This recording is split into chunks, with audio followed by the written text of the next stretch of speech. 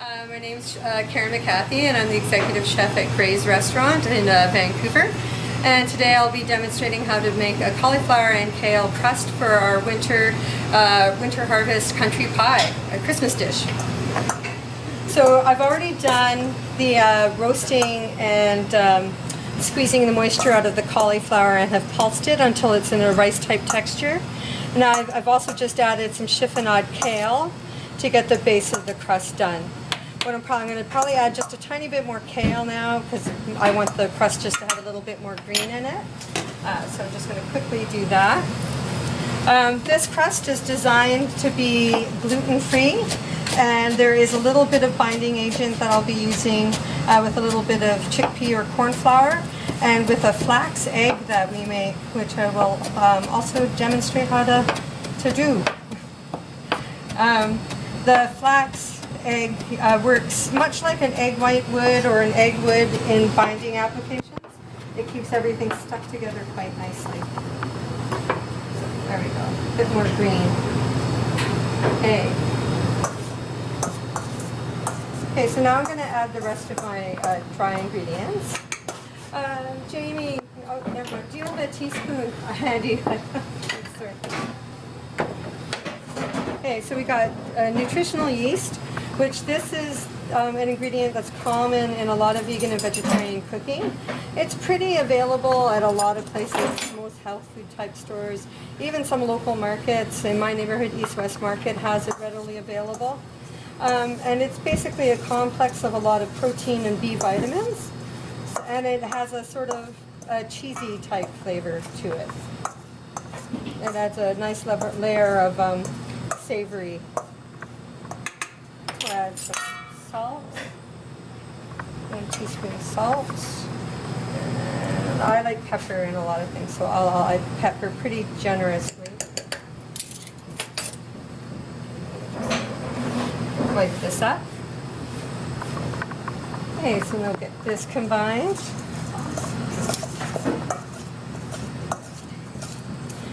And here's my chickpea flour, so we're going to add that.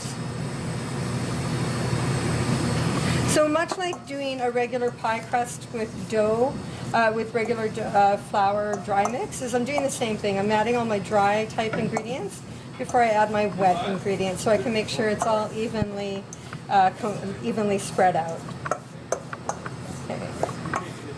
Okay, so now that that's done, I've pre-made some of our flax egg here. So I'm going to get this part done so the dough will set, and then I'll demonstrate how to make the flax egg itself.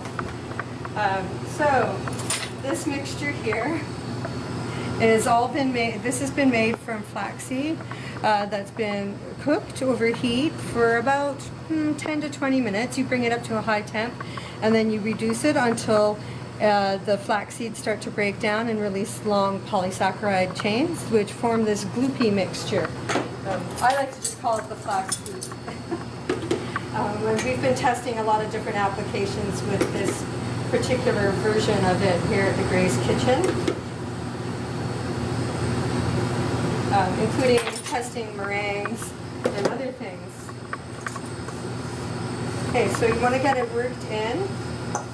There's a couple ways you can do this. You can whisk the egg in with oil and then add it. I like to whisk it in. I like to put the first couple tablespoons of this in and work it around so that I know I'm going to get a good spread on it.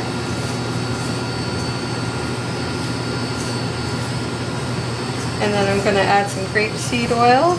The oil will help the crust get a nice crunchy sort of outer layer. You won't end up like with a flaky pie crust the way you would if you were using just flour and that, but that's not really the goal for this thing. So I'm going to add 2 more tablespoons of my egg.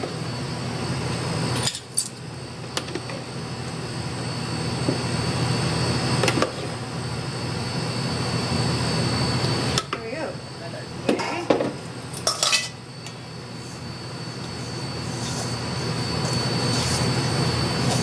And then I'm going to take some grapeseed oil. Would you mind checking? There you go. super sticky.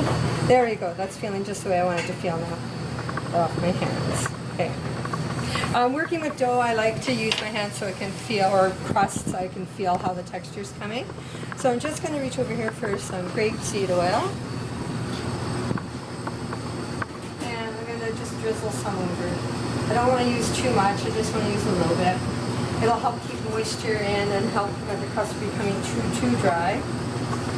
And because I didn't express all the water from the cauliflower itself, I don't need to add a ton of moisture to this now, the way you, so in a regular pastry crust you would keep it dry, you would add your fat, and then you would add your moisture.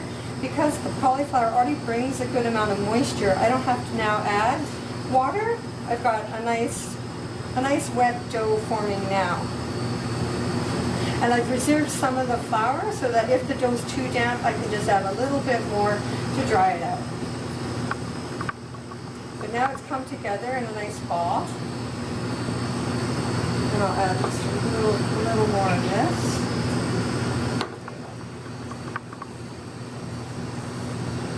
And I think there might, for some people at home, this might seem also an obvious way to maybe make some like fritters as well. You could take the same mixture and add chickpeas or other things and fry them up just independently if you didn't want to really go to the trouble of making a crust for anything. You decide you were just going to do something different.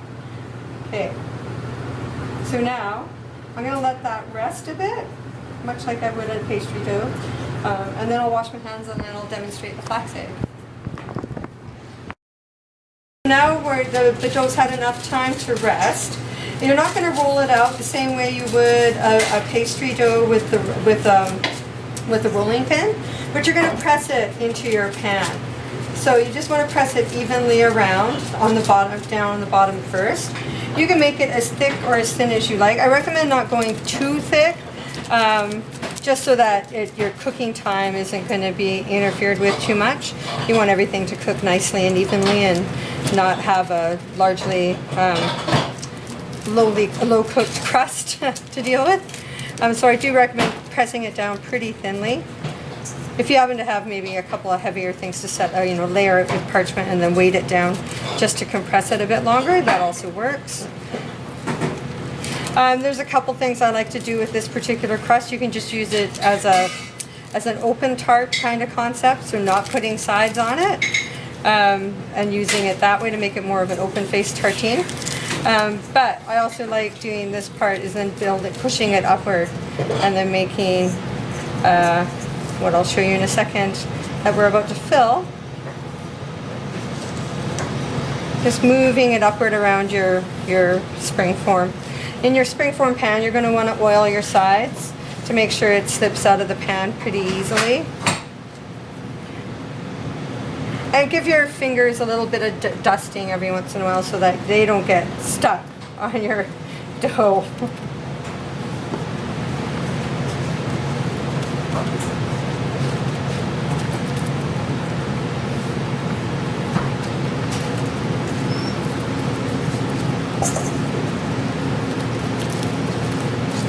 This will actually hold together really quite well in the baking process, so as much as it looks like it might not, I'll show you a completed crust and what it looks like once it's come out of the oven.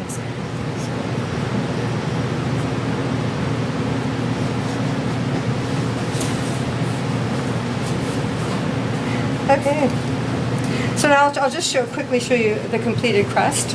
And this is what the crust looks like complete when it's come out of the oven. It's held its sides as a good solid base to put your... So what I did after making the crust is I put it in the oven and let it bake for 15 minutes just to hold its form. Let it cool completely, and now we can fill it with anything we want and pop it back in the oven.